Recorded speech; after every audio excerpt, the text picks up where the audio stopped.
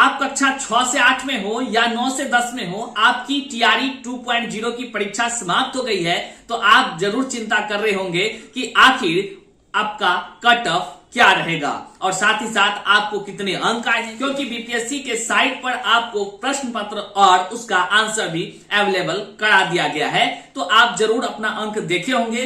अब आप चिंतित होंगे कि आखिर कट ऑफ क्या रहेगा, तो आप चिंता बिल्कुल ना करें। हमारे इस चैनल के कम्युनिटी पोस्ट में जाएं, वहां पर कट ऑफ के लिए जो हमने पोल लगाया है, आप वहां पे वोटिंग करें ताकि सटीक रूप से आपको हम आपकी कट ऑफ को बता पाए। हाँ, आप एक बात को ध्यान में रखिए, 2 से 3 दिन लगेगा, क्योंकि तमाम शिक्षक अभ्यर्थी ईमानदारी से जब वोटिंग करेंगे तभी ईमानदारी से कट ऑफ तय किया जा सकेगा। वहीं तमाम चैनल्स पर व्यूज के चक्कर में लगातार कट ऑफ की बात हो रही होगी, तो आप उन सब चीजों से बचिएगा, क्योंकि आप परेशान हो सकते हैं, हैरान हो सकते हैं और आपके अंदर नकारात्मकता की भाव उत्पन्न हो सकती है। साथियों, और आज हम आपको बताते हैं कि बीपीएससी के माध्यम से जो परीक्षाएं आयोजित की गई, इस परीक्षा में सीवान जिले से जो खबर निकलकर सामने आ रही है और तमाम जितने भी शिक्षक अभ्यर्थी हैं, उनमें से कुछ ऐसे शिक्षक अभ्यर्थी हैं जिनके साथ जो है ये बीपीएससी के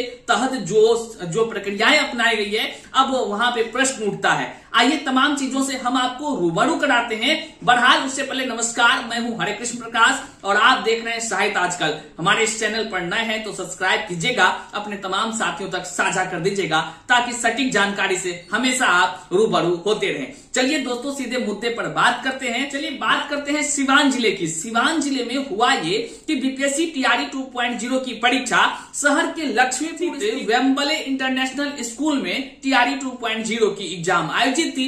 वहां पर परीक्षा केंद्र पर तमाम शिक्षक अभ्यर्थी पहुंचे, परीक्षा केंद्र के अंदर भी प्रवेश कर गए, बैठे प्रश्न पत्र का इंतजार कर रहे थे।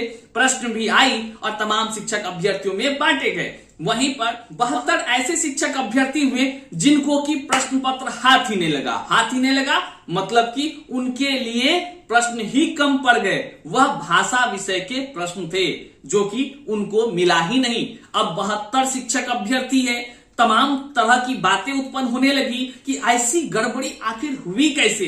तो ये सवाल भी उठता है कि आयोग जैसे इतने बड़ा सिस्टम जो कि तमाम शिक्षक अभ्यर्थियों के लिए, देश भर से आए हुए शिक्षक अभ्यर्थियों के लिए परीक्षाएं आयोजित कर रही है, और उस परीक्षाएं में अब इसको जिस प्रकार की त्रुटि कह लें या जो भी बातें हो, सवाल तो लाजमी है कि आखिर ये 72 शिक्षक अभ्यर्थियों के भविष्य का होगा क्या। 72 शिक्षक अभ्यर्थी परेशान हुए, हैरान हुए। वही सब शिक्षक अभ्यर्थी परीक्षा दे रहे थे तो ये लोगों में खलबली मचने लगी, आखिर अब होगा क्या। बहरहाल ये लोग हंगामा शुरू कर दिए। आप डिस्प्ले पर भी देख सकते हैं किस प्रकार के ये न्यूज निकलकर सामने आई है। और हंगामा करने के बाद तमाम तरह के जो केंद्राधीक्षक हैं या बड़े पदाधिकारी हैं, सभी को इन्फॉर्म किया गया। सभी लोग आए, लाख समझाते रहे, बुझाते रहे, लेकिन अभ्यर्थी तो अपने हक की बात करने में लगे रहे।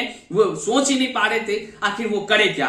लास्ट में तमाम पदाधिकारियों के द्वारा समझाया गया कि आपको जो है कि हम आपकी तमाम समस्याओं को आयोग को सूचित कर देंगे, कुछ ना कुछ आपके लिए न्याय वाली बातें जरूर होंगी। बहरहाल अब देखने का विषय है कि यह जो कम पढ़े भाषा के प्रश्न पत्र 72 परीक्षा से वंचित रह गए हैं अभ्यर्थी, इनके साथ कैसा न्याय होता है और इसके विषय में आयोग के तरफ से क्या कुछ निकलकर सूचनाएं तमाम शिक्षक अभ्यर्थियों के लिए हमें भी प्राप्त होती है। हम भी आपको अपडेट्स देते रहेंगे। वहीं पर सिवान से ही एक ऐसी खबर निकलकर सामने आई है जिसमें कि एक दिव्यांग शिक्षक अभ्यर्थी OMR सीट ही लेके भाग गए।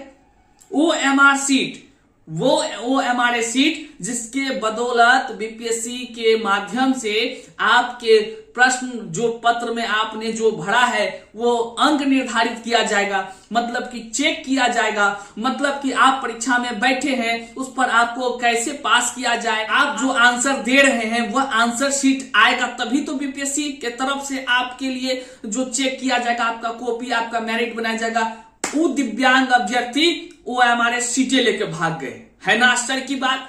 अब आम आदमी भाग जाए तो अलग बातें होती है, लेकिन दिव्यांग अभ्यर्थी परीक्षा केंद्र से अगर वो OMRS सीट लेकर भाग गए तो ये सोचने वाला बात हो जाता है कि आखिर यहाँ किस प्रकार की व्यवस्था हुई होंगी, या किस प्रकार से वहां जितने भी जो निगरानी कर रहे थे, जो भी पदाधिकारी थे, आखिर उनसे कैसे ये चूक हो गई। अब इसको भी समझने का विषय है। आप यहाँ डिस्प्ले पर तमाम तरह की जानकारी देख पा रहे हैं। ये खबर जो निकली है ये भी आप देख पा रहे हैं, और इस खबर में जो हेडलाइन बनाया गया है आप भी यहाँ पे देख पाएंगे। हम आपको दिखा रहे हैं कि बिहार लोक सेवा आयोग द्वारा आयोजित अध्यापक नियुक्ति परीक्षा का OMRS सीट शुक्रवार को एक परीक्षार्थी लेकर फरार हो गया।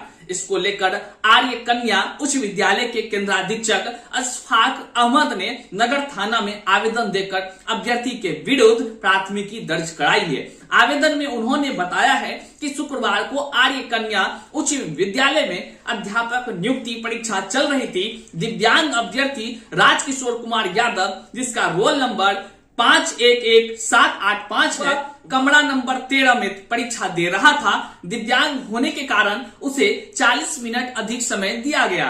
परीक्षा के अंतिम समय 5:40 पर जब OMRS सीट जमा कर रहे थे, उसी दौरान मौका पाकर अभ्यर्थी राजकिशोर OMR सीट लेकर मौके से फरार हो गए।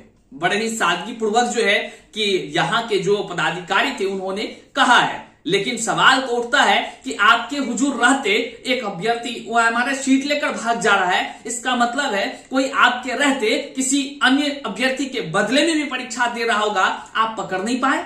सवाल तो उठता है। कई तरह की बातें, अभी तक में 12 ऐसे शिक्षक अभ्यर्थी के बदले बैठे हुए मुन्ना भाई पकड़ाए हैं, जो कि BPSC TRE 2.0 में कहीं ना कहीं साठगांठ करके अवैध तरीका से कह ले तो कदाचार करके इस परीक्षा में शामिल होने का प्रयास किए थे। वो 12 मुन्ना भाई पकड़ाए हैं। तो हो सकता है इस केंद्र पर जब कोई OMRS सीट लेके भाग सकता है तो इस केंद्र पर और क्या क्या हुई होगी, यह भी एक सवाल उठता है। हम आरोप नहीं लगा रहे हैं, बल्कि यह तमाम प्रकार की बातें से सवाल तो लाजमी है। और साथ ही साथ ऐसे शिक्षक अभ्यर्थी जो कि उर्दू भाषा से संबंधित थे, उर्दू वाले शिक्षक अभ्यर्थियों के लिए सुनने में आया या तमाम बातें निकलकर सामने आ रही है कि उनके लिए प्रश्न पत्र आया ही नहीं था। अब समस्या है, उर्दू वाले भाई साहब अगर उर्दू वाले तैयारी किए होंगे, हो सकता है, जो कि चूंकि हम तो उर्दू से है नहीं, लेकिन हमें जो जानकारी प्राप्त हुई है कि उर्दू वालों के लिए प्रश्न पत्र बना ही नहीं था।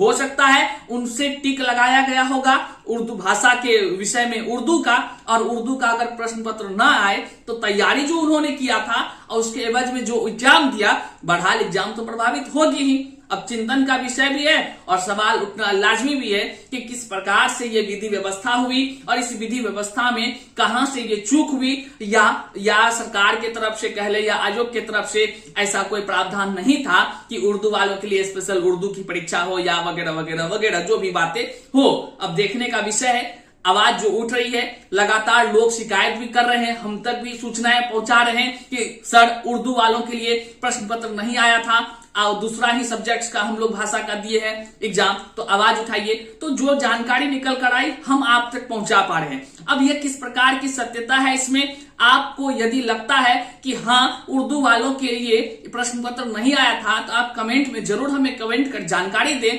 क्योंकि यह भी एक चिंतन का विषय है कि ये लोग तैयारी कुछ का करते हैं और एग्जाम देने जाएंगे तो वहां पे उनके विषय का सब्जेक्ट ना मिले तो चिंता तो बढ़ेगी ही बढ़ेगी। बहरहाल अब यहाँ देखने का विषय है किस प्रकार का यहाँ पर जो आयोग के तरफ से कुछ सूचना जारी किया जाता है। हो सकता है कि उनके लिए कुछ सूचनाएं जारी हो जाए, जो भी प्रकार का अपडेट्स होगा हम आपको इस चैनल के माध्यम से देते रहेंगे। चैनल पर हमारे नए हैं तो सब्सक्राइब कीजिएगा, और आपको किसी भी प्रकार की कोई भी सूचना, कुछ भी प्रकार की बातें आपको हमारे चैनल से प्रसारित करवानी है तो आप हमारे डिस्क्रिप्शन बॉक्स में दिए गए लिंक के माध्यम से व्हाट्सएप से जुड़ जाएं, और साथ ही साथ यहां पर दिए जा रहे हमारे टीम का जो व्हाट्सएप नंबर है उस पर सूचना आप हमें भेज सकते हैं, और हम आपकी जो भी जानकारी होंगी हम आपको अपनी चैनल के माध्यम से अवश्य प्रसारित करने में अपना योगदान जरूर देंगे। बहरहाल अपने तमाम साथियों तक इस वीडियो को साझा कर दीजिए, और साथ ही साथ आप क्या सोचते हैं और कितना अंक आप ला पा रहे हैं BPSC TRE 2.0 में हमें कमेंट कर अवश्य अवगत कराएं। साथ ही साथ पोल जो है आप पोल में भाग लें, कम्युनिटी पोस्ट में पोल है लगा हुआ, आपको कितना अंक आया आप वहां पर ईमानदारी से पोलिंग करें और पोलिंग करने के बाद जो है हम आपको बता पाएंगे आपका कट ऑफ कितना जाने वाला है। तब तक के लिए जय हिंद साथियों।